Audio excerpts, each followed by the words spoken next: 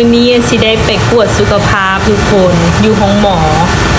ซึ่งตั้งแต่ค่อยมาอยู่ไทยเขาก็บ่เคยไปกวดบ่แม่นแต่อยู่ไทยแหละอยู่ลาวเขาก็บ่เคยไปกวดสุขภาพเทื่อเนาะทุกคน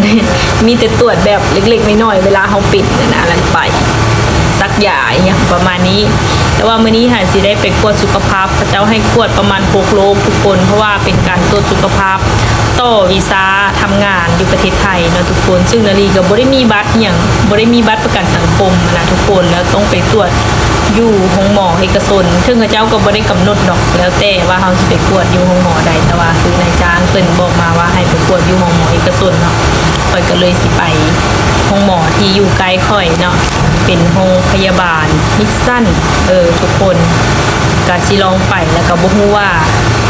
ค่าใช้จ่ายค่าตรวจนั้นตรวจนี่สิตกอยู่ประมาณเท่าใดนะทุกคนสำหรับคนลาวเฮาที่บ่มีบัตรประกันสังคมเลย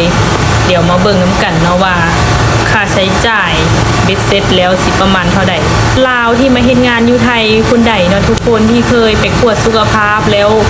เมิดค่าใช้จ่ายเท่าใดค่าตรวจนั้นตรวจนี้นี่ประมาณเท่าใดเนาะทุกคนใครฮู้ก็คอมเมนต์มาบอกแน่เด้อมาแชร์ประสบการณ์นำกันแน่ค่อยก็